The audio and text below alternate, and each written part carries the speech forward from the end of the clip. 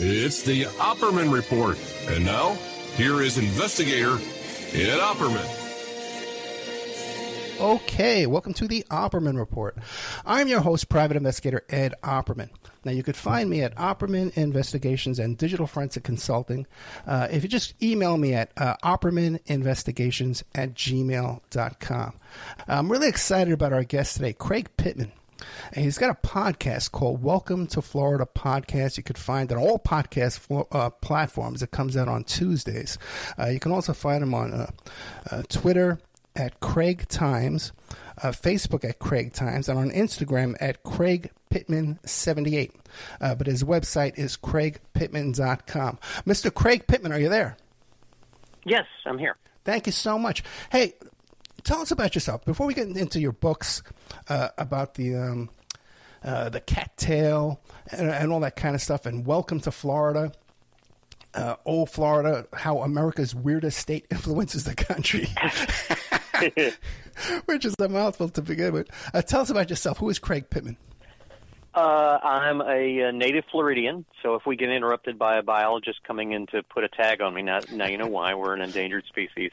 I grew up in the north end of the state. I now live down in sort of the south end of the state, and I have spent 40 years chronicling some of the madness that is Florida. I contend that instead of the Sunshine State, we should call it the most interesting state, because I think we can back that up. I've written 6 books about Florida, number 7 coming out next year, and I do the podcast, Welcome to Florida. Our target audience is the 900 new people who move here every day and have no idea what they've gotten themselves into. We try and help people out by educating them about everything from cockroaches to shark bites to we interviewed a python hunter. We've talked to such icons as Carl Hyacin and Desmond Meade and Betty Osceola, and we try and cover everything. Recent shows have covered Tom Petty, Scarface at 40, the infamous Dozier School scandal that inspired Colson Whitehead's novel The Nickel Boys. So we're trying to cover everything, and we've been doing it for 4 years, and we're nowhere near running out of Florida stories. I don't think we'll ever run out of Florida stories to tell. Yeah, I did a show about that Dozier School. That's a fascinating story, man. Those poor kids over there. They even found the kids were buried under there. They were doing medical experiments on starving. Yeah. Huge scandal, and it's inspired a number of novels. There's a more recent one than Colson Whitehead's Pulitzer winner, a woman named Tananarive Due, who grew up in Miami. She had an uncle who died up there, and she's written a horror novel about that area called The Reformatory, and that just came out to great acclaim. Yeah, I interviewed a couple of the grown men that went to that school, and I said, yeah, everything was so horrible, but they came in every week and they gave us these medical exams. They had all this expensive equipment. You wonder what the hell was going on there, man. Yeah. And so I'm pretty new to Florida, so I wish I had known about the Welcome to Florida podcast but when I first showed up down here, because it is a different place. Old Florida, how America's weirdest state influences the rest of the country. What are we going to find in there? Well, I wrote that in 2016. The premise of it is, yes, Florida is weird. We are America's weirdest state by far. But if you only focus on the funny stuff, if you only focus on, hey, it's the punchline state, you miss all the ways in which Florida is really seriously changing the way things are around the country. I mean, like the first public defenders were here in Florida. The first Native American gambling casinos were here in Florida. NASCAR got started in Florida. Ray Charles learned to play the piano in Florida. I mean, just example after example after example. So, the book is divided up into chapters by subject. So there's a chapter about what it's like to grow up in Florida. There's a chapter about gambling in Florida. There's a chapter about driving in Florida. No, those are not the same chapter. And the funny thing was, my agent pitched this idea to 16 different publishers, and 15 of them said, "No, we don't think anybody will care about Florida. We just don't see that as anything but a regional interest." And thank God one publisher said, "Yes, let's do it." And it came out and made the New York Times bestseller list and got rave reviews in the Times and the LA Times and the Washington Post. And I even got a mention as a clue in one of the New York Times puzzles for their double acrostics. Another writer I know, Peter Glenn Beck, he saw me at a party and came up and grabbed me by the shoulders and shook me and said, "You are now immortal."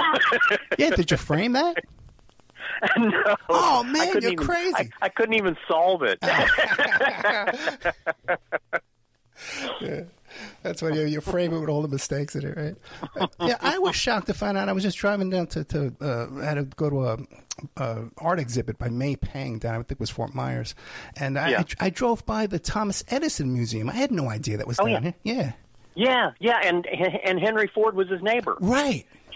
Edison lived here part-time, and he talked Henry Ford into coming down and moving in next to him, and the two of them would go out hunting with the tire guy, Goodyear.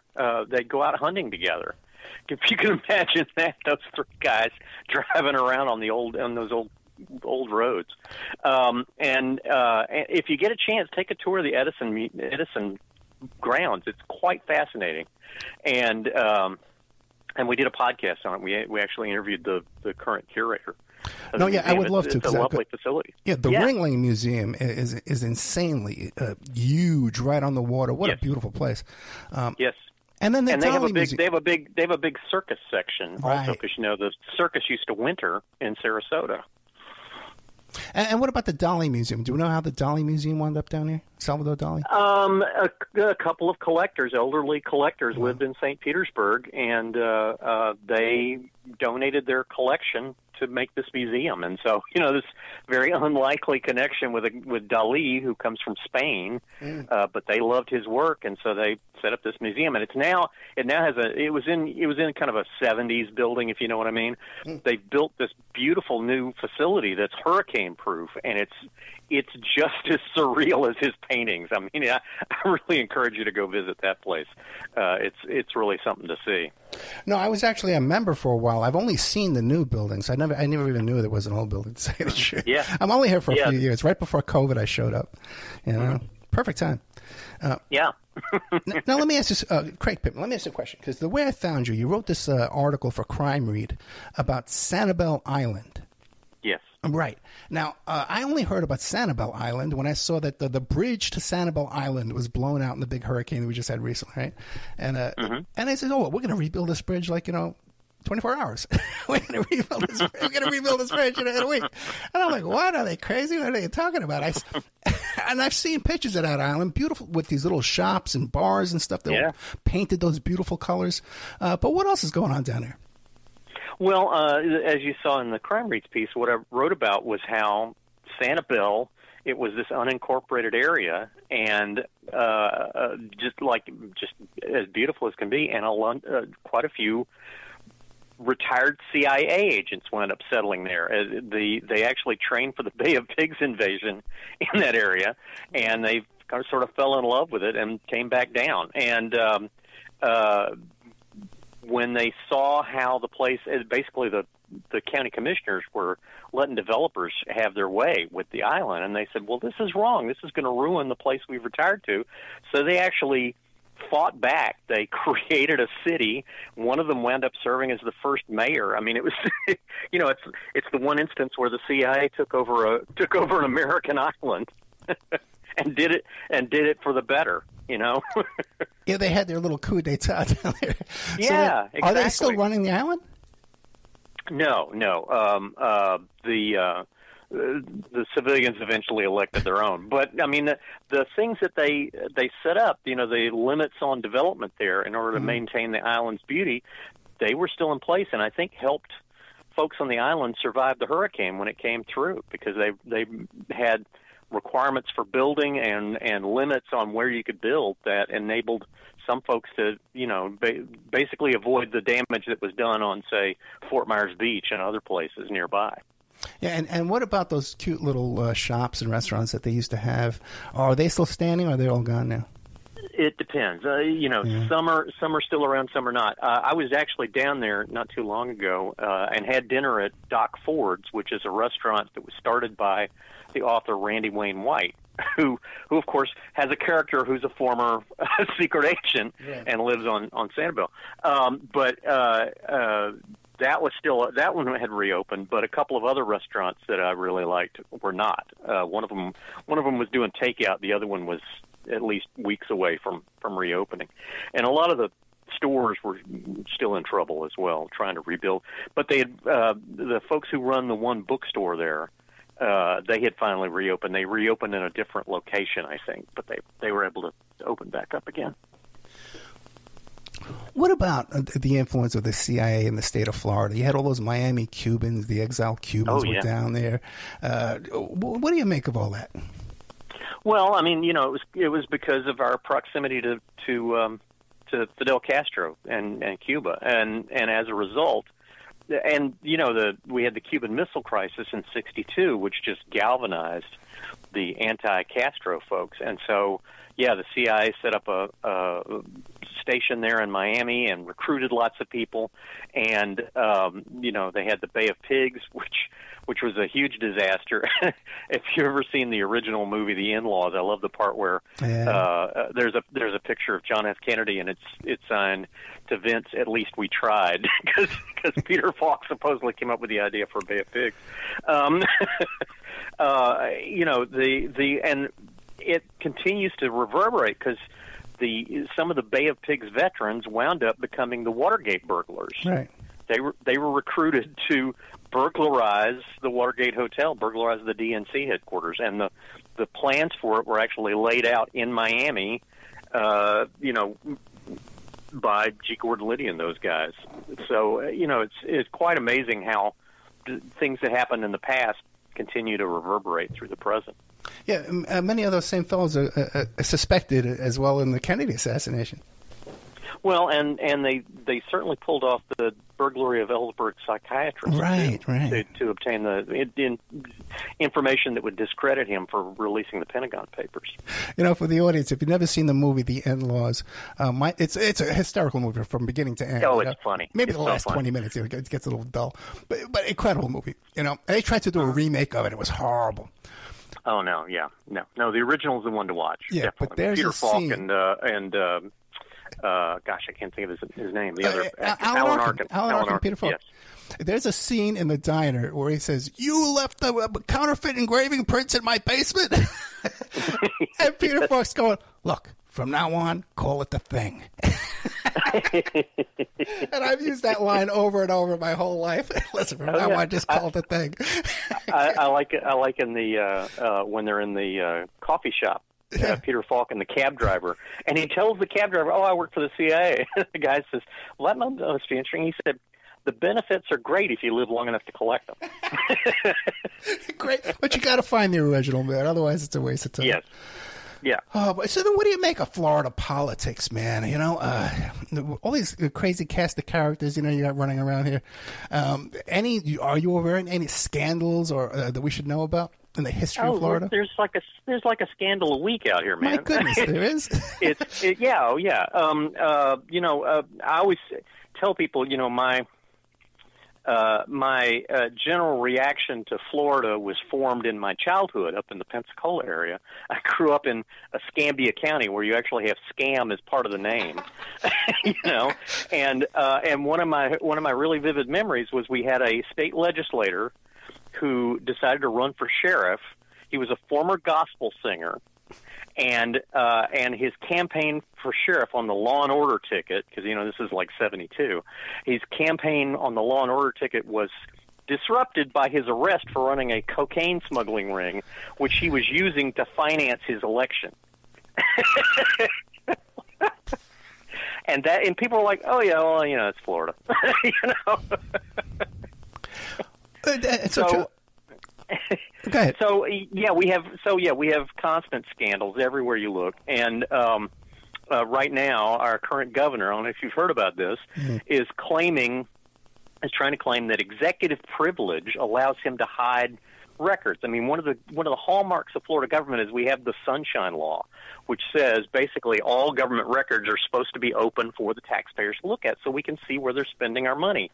And we've got a governor now who's like, no, I have executive privilege. I can hide whatever I want to. Even though it's not written anywhere in the law, I've got it. And he had his attorneys making that very serious arguments to some appellate court judges this week, and they're like, it's not written in the law anywhere that you can do that. How can you make that argument? Yeah, as a private investigator, Florida is like a gold mine for open records, man. You can get anything down here. Yeah. Which is the way it should be everywhere, but it's not. It's so true. But then again, that's a two-sided sword, too, as well, because I was a witness one time, okay? And this crazy defendant, if you saw her mugshot, she was completely insane, and she had access to all the communications between me and the DA. She can get copies of all our emails and stuff like that. And we had to talk on the phone whenever we had to talk. So this completely insane woman would stop, driving us crazy. So it's a two-sided story for sure. What about the Florida man? Go ahead. Florida. Okay, let me. That's a good segue, because some people think that all these Florida man stories, Florida man calls 911 because strip club won't let him bring in his pet cat, things like that. They think that the only reason we generate these stories is because we have the Sunshine Law. So all those police reports are, public record, and the newspapers send out reporters to look through the police reports, and they find the wackiest ones and publish them. That's not true. After our Sunshine Law was passed, it was picked up by several other states and copied. So we're not the only ones that have that law on the books. But, no other state produces the level of weirdness that we do. So, the factors that create those stories, Florida man in road rage incident runs over self, which that's one of my favorite ones from the game. That one came from the Gainesville Sun. They come from several factors. One is our rapid population growth. Before World War II, we were the least populated southern state, and now, as of 2014, we passed New York. We're now the third most populous state in America. And think about who it is that came here, who've moved in. We've got, like I mentioned, the ex-CIA agents who participated in the Bay of Pigs and then came back because they liked the place. We've got the circus people in Sarasota. We've got python hunters, gator wranglers, monkey breeders, spam kings, strip club moguls, uniformed Scientologists, the Hooters wait staff, because they started the first Hooters here in Florida, and we've got 29 electoral college votes. So that motley crew helps to control who gets elected president. We've got our temperatures tend to be fairly mild all year round, so that means people can be out doing crazy stuff all year instead of being cooped up indoors for several months because of blizzards and stuff. We actually have an excess of machetes. I actually called a machete distributor, and they said, yes, we sell more machetes in Florida than anywhere else, which is why they keep winding up as weapons. The bottom line, and this really is kind of the bottom line, we routinely wind up as listed as 49th in spending on mental health treatments in Florida. Yeah. To which I can only say thank God for Texas. Yeah, there really are no social services down here at all. Yeah, exactly. So, a lot of people self-medicate, and it usually ends up badly, But, and I always forget to mention, we have more nudist resorts here than any other state. That's the mild temperatures again, but we've got, starting in the 40s with a place called Lake Como Resort in Pasco County. Pasco is my nominee for ground zero for Florida weirdness, and it's also the nudist capital of America. They've got more nudist resorts there than anywhere else, and they regularly run these, nudist 5Ks and things like that. And I mean, it's the nudist resorts in Florida. You can get whatever you want according to your taste. There's the real high-end, expensive places like Caliente. Although how you can tell it's expensive since nobody's wearing clothes, I don't know. And then at the other end of the spectrum, there's the one that's run by a gang of bikers called the Bear Bun Bikers Club, which just really sounds like a bad idea to me. I mean, the word chafing comes to mind, you know. Yeah, I gotta tell you, Craig Pittman, welcome to Florida Podcast. You must never run out of material. No, definitely not. I mean, you know, we've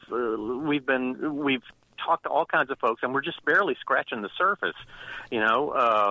And the one problem is sometimes we've got lots of topics, but the hard part is finding someone who could talk about it.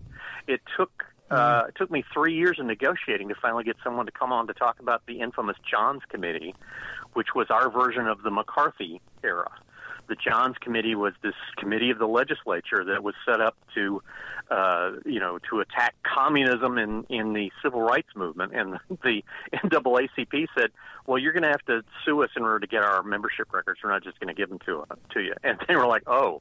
So then they said, well, we'll go after gays in the universities instead. And they did, and drove a lot of people out. Rita Mae Brown was a University of Florida student and was driven out by the Johns Committee and went off to write Ruby Fruit Jungle. But the whole thing backfired on them. They put out a report about their findings that was so explicit with its photos and very bizarre. It's bizarre reading too, but it was actually known as the Purple Pamphlet and was classified as obscenity. And the local district attorney said, you can't send that out. That's pornography. But they had people from all over the country writing in saying, could you send me a copy of that? I'd like to see it. Yeah, that sounds interesting. Yeah, exactly. So basically they were very quietly shut down and did not meet again after that. I'd say, Craig, I moved here from Vegas. Okay. Mm-hmm. So you'd think, right? I've seen it all. But I come down, by the way, people down here drink and smoke more than they do in Vegas. There's 100% more. Okay. I'm not surprised. Yeah. But what I also noticed, too, is there's a lot of swingers down here. There's like swinger activity, right? Have you ever covered that? The Caliente Resort is sort of known for that. You know, they've had They had a conflict between people who are into the swinging lifestyle versus people who consider themselves naturists, and for them it's about health, not about sex. Mm. So there's this schism, I guess you'd say, in the nudist world between those two forces, and it sort of rocked Caliente for a while. But yeah, I mean, there's some interesting folks with interesting proclivities around the theme park areas. You'll find congregations of furries. You know, people who are into that. They really like seeing all those mascots dressed up like Mickey Mouse and Tigger and so forth. Yeah, furries are people with the fetish. They would like to dress up as animals in animal costumes. Yeah. That's part of their fetish. So you can see why they'd be attracted to that. Yeah, that's another thing, too. You got some huge theme parks down here, too. Busch Gardens, you got Universal, you got Disney. Mm-hmm. Yeah, exactly. So, if you're into that kind of thing, that's the place to go. And, I mean, it's interesting. Disney came here. He actually flew over Central Florida on November 22nd, 1963, and said, yes, this is a place we're going to build our new park, and then landed and didn't understand why everybody was crying, but until finally somebody told him about Kennedy. But they when they built Disney World there in what was basically wetlands, it completely transformed the state. And, now that's our number one tourist destination. We get people coming there from all over the world. It actually changed the population there because a lot of Puerto Ricans who were looking for a better life came there and settled around the theme parks to work in the hospitality industry. So it changed the political makeup of that area because they had not been allowed to, Puerto Ricans, they can't vote in the presidential elections, even though that's an American territory. But once they moved to Florida, they could. You can't declare bankruptcy in Puerto Rico either. Interesting. Well, right? you can in Florida, but the thing is, our laws are set up the way our laws are set up. You can still keep your homestead that way, even if you've declared bankruptcy. So that's why O.J. moved here after he lost. After he was acquitted, he moved to Florida for a while so he could declare bankruptcy and not have to pay the Goldmans and still maintain his home. I mean, it was just a sort of a classic Florida story. Yeah, that's absolutely right. Florida's the best place to declare bankruptcy. Yeah. I mean, we, in my book, Oh, Florida, I call it the land of 1,000 chances because a lot of people come here for a second, a third, a fourth chance. They've screwed up somewhere else. They come here and they, declare bankruptcy and try and start over, although usually what they're doing is trying to basically redo what got them in trouble in the previous place. My favorite example is Charles Ponzi, the guy who invented the Ponzi scheme up in Boston. While he was out on bond, came to Florida, got involved in a land fraud. He was selling land. He claimed it was close to Jacksonville. It was like 70 miles away. Most of it was underwater. It's just a classic Florida fraud. What do you make of all the new people coming down? Well, I mean, most of them have no idea what they're getting into, and a lot of them, they're bringing with them the values of the place they came from. They're not coming here and saying, I'm going to try and fit in. They're coming here and saying, I'm going to make this place be like what I left. And it doesn't work. You see a lot of the new homes. How can I put this? The folks who have lived here for years, they build houses that are more in keeping with the landscape. They're built to take advantage of the shade and the breezes and that kind of stuff. A lot of the new homes that are being built, they're not like that. And so, they look like homes that are built anywhere. Well, those don't quite fit in. And a lot of them are built on filled-in wetlands, which means that the water that used to go into those wetlands is now being sloshed off onto the neighbors, so they're probably not happy about that. And if there's flooding, which we're having a bigger and bigger problem with these days, it's going to go right where it used to go. It's going to come right into that house that's sitting on where the water used to go. So, it's ironic that you mentioned about Sanibel and Lee County. That's where Hurricane Ian came ashore. Right. And did major flooding there. And so the folks who are building back, they're building back in the exact same place in pretty much the exact same way. It's like, gee, do you think there's a problem with that? Did you not learn anything? And so FEMA, everybody counts on the Federal Emergency Management Agency to provide flood insurance if you build in an area that gets flooded. Well, if you are flooded and you put in a claim, then FEMA wants you to build back better, build higher, build more flood resistant, that kind of stuff. FEMA looked at how they're building back in Lee County and said, you're not doing it right, and we're not going to give you any discount on your flood insurance anymore, because they were getting like a 20% discount. And, oh, man, the weeping and wailing and gnashing of teeth, you would have thought they'd enacted, martial law or something. But FEMA said, you're not building back better. You're building it back exactly the same, and you're going to sell it to a new bunch of people. And I have to tell you, there's no law in Florida that says if your home has been flooded, you have to disclose that to a new buyer. So folks may be moving in and suddenly discovering they got a mold problem they didn't know about because they didn't know the place had been underwater. It seems too when that big building, that big condo in Miami collapsed. You think they'd be Surfside, yeah. You think that would still be on the news every night? You know what I mean? Like a big skyscraper. It was 3 years ago, which is like the Renaissance here, because things happen so fast. But and in fact, I did a column about this for the Florida Phoenix. Some legislators, including one from Southwest Florida, passed a law that said that local governments have to speed up giving out building permits. They have to basically cut the amount of time it takes to give building permits. It's like, well, don't you think you should give them more time so they make sure that we don't have another Surfside? That wasn't what they were all about. Yeah, it's it's a corrupt town. It's a corrupt town for sure. I mean, the legislature is controlled by the development interests. Yeah. The governor has, he's famous for saying, I won't back down, but he backs down to every developer that whatever they want, And there was a column just today by the Orlando Sentinel columnist Scott Maxwell saying, we have all these state officials trumpeting how much money they're spending on environmental cleanups. We have so many environmental cleanups because they didn't do anything to stop the polluters before they polluted things. Wouldn't it make more sense to do that and save the money for the cleanups? But instead, we have it all backwards. That's the way we do it in Florida.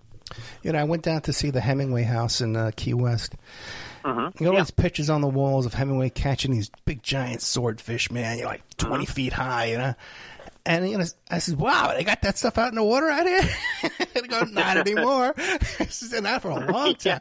So yeah, well, I mean, and we've had so many pollution problems. Right now, they got a big problem in the Keys with where they have a number of marine species, including endangered sawfish, which look just like you'd expect from like the Flintstones. So, you know, where they spin around and spin around and spin around, and then they die.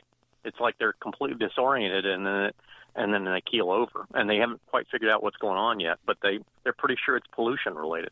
Yeah, and they have so many marine biology schools down here and these conservation schools down here. But then when they graduate, they all go to work for like the oil industry and the energy industry. They go in and they scoop all those guys up, man. Yeah.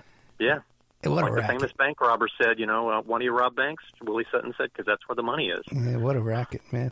Hey, so one of your books, though, Cattail, The Wild, Weird Battle to Save the Florida Panther. Now, this is a tragic story, man, right? Go ahead. Well, it starts off that way, but it has a hopeful ending. And I wanted to write this book for 25 years because it's such a great story. You know, the Florida school children picked the panther as our official state animal, and then it very nearly went extinct. And you know, which would be like having the governor's official car stolen. You know, it'd be kind of embarrassing. And so they really pulled out all the stops to try and save it. And the sort of this ragtag band of biologists and veterinarians figured out that what they needed to do was pull off this experiment that nobody had ever tried before and bring in cougars from Texas to crossbreed with them to in a limited way, just because they were suffering from genetic defects caused by inbreeding. There were so few of them. There were only 20 panthers left by 1995. And they tried this experiment. They had no idea if it would work. And now we have about 200 panthers wandering out in the wilderness. And they're doing the same, because that worked, they're doing that with other species now around the world. It's just this remarkable thing. And the people involved are fascinating, too. There's a biologist. There was a panther that was killed accidentally, and she was one of two people that tried to give it mouth-to-mouth resuscitation, which is not a level of commitment to the job you see very often in America these days. There's this old Texas hunter who became very crucial to the effort and who is known for wearing his white Stetson hat everywhere. I mean, everywhere, even in the bathroom. He had a great story about going out to catch the Texas cougars and bring them back in. I'm just going to say the words blindfolded mule and let you use your imagination for the rest. And there was a noted scientist who left state employ under very clouded circumstances and then pops up working for the developers and writes this very influential paper about what sort of habitat the panthers need, and it turns out he threw out 40% of the data because it didn't match his theories.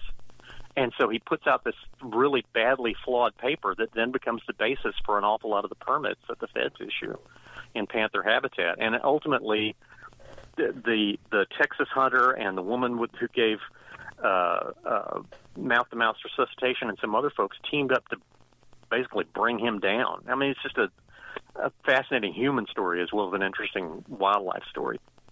Yeah, check that out in Cattail, The Wild, Weird Battle to Save Florida Panther.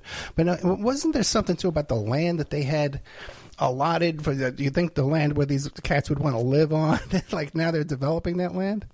Yeah, I mean, the development is just off the charts. And in fact, we were to the point where there are two projects now that were in the planning stages that would, according to Fish and Wildlife Service calculations, would wipe out 25 panthers a year. Well, because of all the increased traffic. Well, if you've only got 200 and you wipe out 25 a year, they're going to be all gone pretty quickly. And fortunately, there was a court case that stopped them, at least for now. So we'll see what happens. What about the gators? Oh, they're a huge success story. Believe it or not, alligators were on the first endangered species list. Really?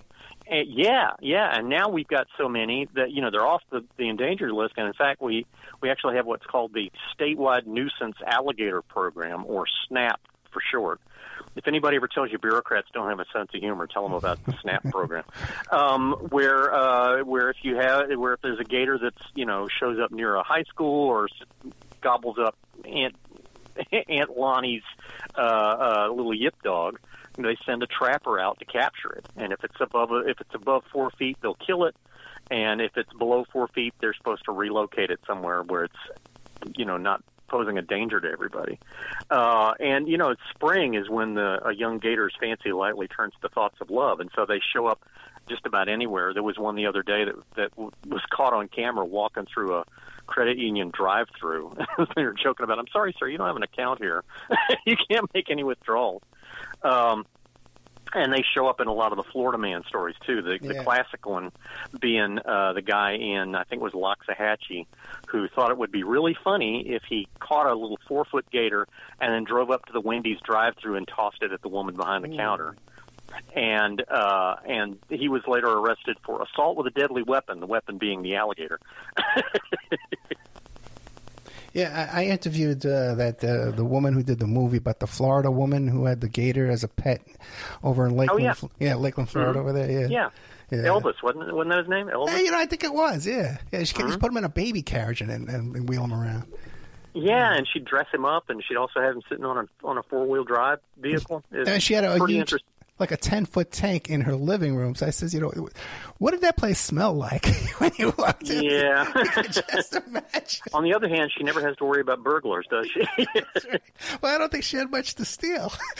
There's that too. The home was built with reclaimed resources, and she built it herself, which is another Florida thing, Oh, yeah. Well, and here's the thing is, and people don't know this, but I was doing a story about alligators for the Florida Humanities Magazine forum. There's research going on now about alligator blood. Alligators, they don't live in the cleanest environment, and yet they very seldom get any infections.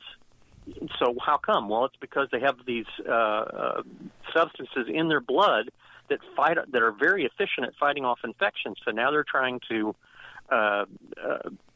copy that and use it, turn it into something they can use for humans to fight off infections, including COVID. There you go. So the alligator you save may save you. There you go. Now, you wrote another book, too, Manatee Insanity, Inside the War Over Florida's Most Famous Endangered Species, these manatees. In fact, I lived in Manatee County. They named the whole county after them for a while there. And didn't have any for a while. There was a celebration coming up, and they realized, hey, and they went out and checked in the wild and couldn't find any manatees. So they contacted. This is in the '60s. They contacted a guy in Miami, and he said, "Yeah, I actually have a couple of manatees I can bring over there for your celebration." They said, "Yeah, please do." And so he brought them over. I'm sorry, he only had one, but it was pregnant, and so then while it was here, it gave birth. Well, he only had a permit for one manatee, and the state said you can't keep the second one. So he donated it to Manatee County, and it became the county mascot. It's Snooty, the most famous captive manatee ever. Lived to be, I think, 68 years old. 69. It was 69. And remembered tricks that had been taught back when Harry Truman was president. It's quite an amazing story. And what is the problem with because the boats go over them with the propellers hit them, right? Is that the problem? That accounts for about a quarter of all manatee injuries every year. Wow. And Florida has more registered boats than any other state for obvious reasons. And a lot of the boat, there's no requirement you get a license to drive a boat, unlike a car. So a lot of the people driving boats around, they don't know what they're doing. They don't know where they're going. They don't know what's in their way. And they run over the manatees. The manatees, they live in the water, and they don't move nearly as quickly as the boats do. And so, a lot of people don't follow the rules. When they'll see a sign that says slow manatee zone, they won't slow down. So they'll run them over. And so you just about can't find a manatee that doesn't have scars on its back or on its fluke from being hit by boats. And sometimes if they hit them hard enough, it'll shatter their bones. Their bones are very fragile. And it'll kill them. The other problem they have is the big problem we've had in the last few years is we had these massive toxic algae blooms that were fueled by the pollution in the water, and it shaded out and killed the seagrass that the manatees eat. And so the Indian River Lagoon over on the state's east coast used to be the most productive estuary in America, and they've lost tens of thousands of acres of seagrass, and so the manatees that were living there, they were dying of malnutrition. They had like 2,000 that died, and it caused this big crisis. So the state's big solution to this was, we'll feed them lettuce. So they got people to donate money so they could throw lettuce to them. It's like, but this is so Florida. You know how we pay for our manatee science, and this is true for panthers too. How we pay for panther science? Yeah. I don't. I'm afraid to ask. License plates. We pay for it through the sale of specialty license plates. There's a Save the Panther plate and a Save the Manatee license plate, and those help. Those basically, that's where the money comes from for manatee science and for panther science to be done. God forbid we actually put money into it from the tax revenue. No, we're going to let people pay for it. And so I contend that there is a likelihood that a car with a panther license plate ran over and killed an actual panther at some point. It's just because the odds are pretty much that would have happened. You mentioned how these guys, they drive these boats around and they don't know how to drive. If you ever hang around one of those boat launches, just for a few hours, you're going to see something crazy. Oh, yeah. I can't count how many times I've seen stories about people who wound up with their vehicle in the water. Yeah, tow trucks every day, yeah. Yeah, because I was putting my boat in the water and I messed up and somehow it went back. It just kept going. I couldn't stop it, over and over again. Yeah, it's... But now you talk about raising money. You drive around, you see these big boat dealerships, I guess you call them, right? And they're huge, and they got every boat on there has got to be at least $300,000. First of all, who's buying all those boats? And second of all, can't they put a little tax on those boats to pay for everything everywhere? You know what? Our former governor, Charlie Crist, when he was in the legislature, he tried to pass a law that required that all boats sold in Florida have a cage around the propeller. Okay. Because that would help keep them from hurting the manatees. And the boating industry was so politically powerful. Basically, he said they came down on him like a ton of bricks. And that bill never made it out of committee. And so he said, I learned then that they didn't care about manatees, they cared about making money. And that's always been the case. Charlie wound up becoming a big champion for manatees and stopped an effort to take them off the state's endangered list. But then the feds took them off in 2017, and then right after that we started having the big die-off. So there's been a big clamor to put them back on. Yeah, how much could it cost to put a little cage around the propeller?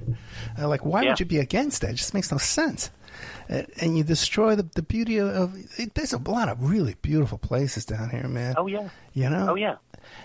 And what about like these little beach towns? You see them, and some of them are still quaint, but little by little they're just getting overrun. The traffic and just the misery of them. You're losing everything down here. How does someone like you have been here for 40 years? How does that make you feel? Well, I mean, there was a sort of a golden era starting in '85 up to about 2011, where we actually had a growth management agency. Legislators and our governor at the time, Bob Graham, they said, we're killing the goose that lays the golden egg. We're letting growth run wild, and we can't do that anymore. We've got to control where it goes. We've got to make sure that there are roads to accommodate the new people, sewers to accommodate the new growth, and the new growth should pay for itself. So there should be impact fees. That all makes sense, doesn't it? It's just common sense. And so while that happened, there actually was government planning for where growth was allowed to happen. And there were limits. And whenever somebody went over the limits, they got their hands slapped and had to go back and start over. In 2011, a guy named Rick Scott was elected governor, and he came in, and all he could talk about was jobs. You asked him what day it was, and he'd say jobs. You asked him what 2 plus 2 equal, he'd say jobs. And he insisted that we had to get rid of the Growth Management Act in order to stimulate the economy. And so he and the legislature repealed the Growth Management Act, shut down the Growth Management Agency, the Department of Community Affairs, and growth has been running wild ever since. And the developers kind of run things. And Rick Scott, wasn't his previous job like stealing some kind of medical insurance? Wasn't that it's job? funny you mentioned that. He was sitting next to a criminal defendant in New York this week. No, my goodness, no. Yeah, Rick Scott. He was the CEO of the company that wound up paying the largest fine for Medicare fraud in U.S. history, but he was not himself charged and had actually quit the company by the time they were charged. And so. But while he was being questioned in a civil deposition, he took the fifth 75 times, which hard to forget that. So maybe that's why he feels sympathy for the guy who's on trial in New York right now. I don't know. Would make a great vice president. There you go. With our other friend there. Well, that brings me to a question, too. You got these people in Florida. They all seem so damn laid back, man. They love to drink. They love to party. They love their strip clubs. They love all this kind of stuff. You'd think we'd have legal marijuana here. Everyone has got a medical marijuana card with their ailments, right? Everyone's smoking it up 24 hours a day. It's on the ballot. It's on the ballot this fall. We'll see what happens. I bet so many of these guys have criminal records, too. Why are they so right-wing? How do they elect these right-wingers? How can I explain this? The people, every election, you have a different set of voters. Because remember, we're getting 900 new people coming in every day. And so the people who elected folks 2 years ago, it's a different set that's electing them this time. And a lot of people make their choices based on who has the best TV ad. So, Rick Scott won 2 terms as governor. He's won 1 term as senator. He's running for re-election as U.S. senator, and each time he just barely squeaked back in, and it's all because of this last-minute deluge of TV ads that he's paid for. He's the richest member of Congress, so he's got money to burn, and he throws lots of money into the race and buys lots of TV ads, and that seems to sway the people who are about to go vote. I would like to see people vote for what's in their own interest, but we don't seem to do that in Florida. Got a lot of colorful characters down here. Oh yeah, Tiger King, Roger Stone lives down here. Donald Trump, Jeffrey Epstein, all these colorful characters. Can you name other big famous people that people would be shocked that they have a place in Florida? Stephen King. Wow, see. Stephen King has a place, I believe it's on Casey Key down near Bradenton, and has actually done quite a bit of work to help the Bradenton Public Library. Really?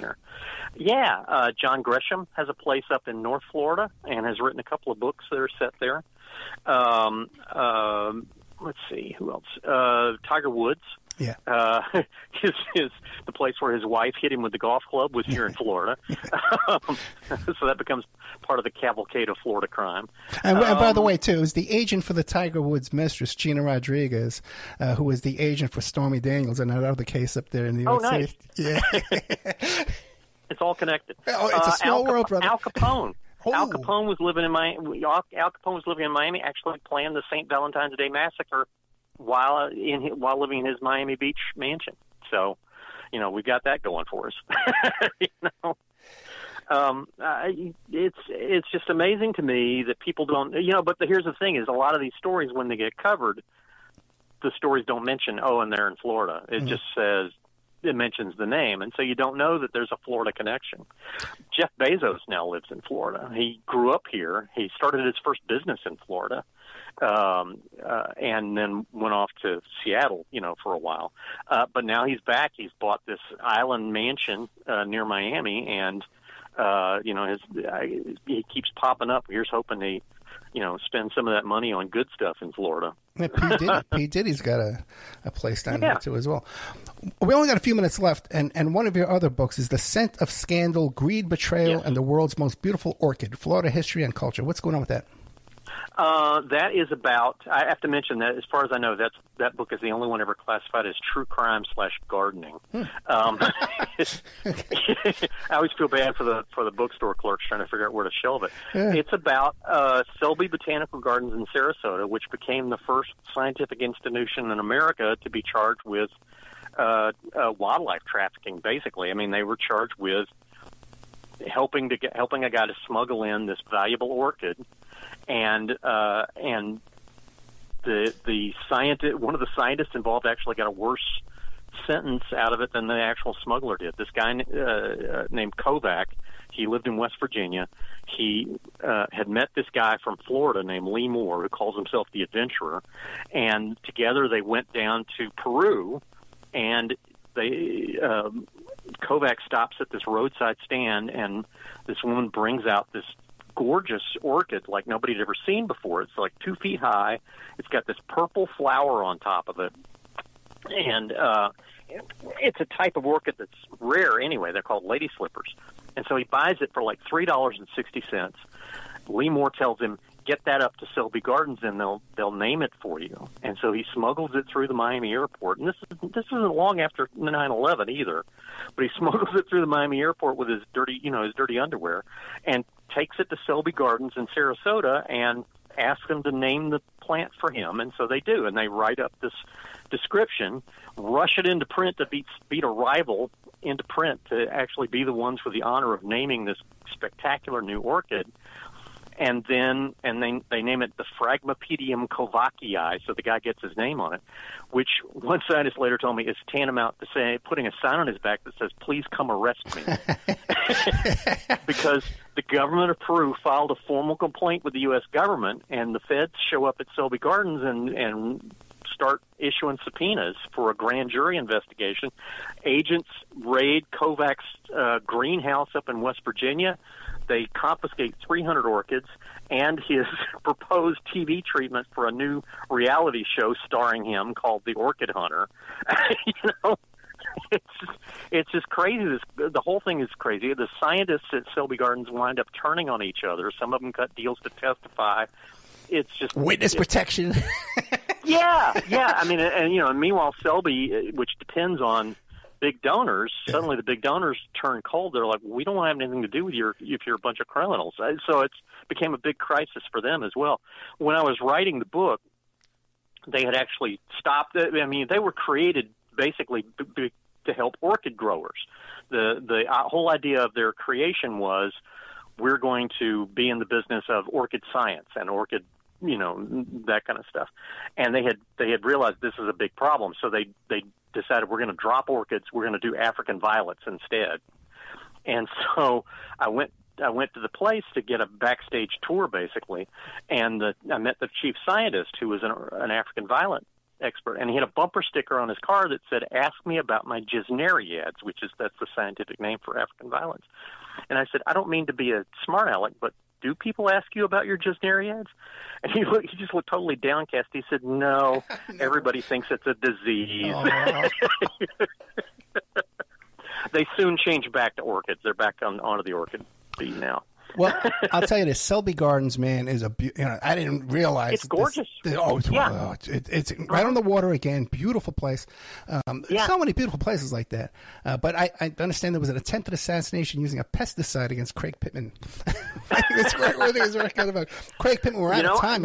Yeah, okay. Sure. Oh, no, I was just going to say, I actually went and did a presentation about this book at Selby Gardens to the Sarasota Orchid Society, and I told them, this is a true crime book, and this is the scene of the crime. You're here. It's probably for sale in a bookshop. Whatever. Let's move on. Craig Pittman, welcome to Florida podcast. You can find it on Tuesday. This guy must be really funny on the radio, man, when he's not being interrupted by Ed Opperman. Okay. On all podcast platforms on Tuesdays. You can find him on Twitter at Craig Times, on Facebook at Craig Times, and on Instagram at Craig Pittman 78. Hey, thank you so much. I really enjoyed this, man. My pleasure. I'm having a rough week. I really enjoyed this. I did too. And since you're a new resident, let me just tell you, welcome to Florida. Thank you, sir. I'm heading out. Okay. Next bus out. Good night, my friend.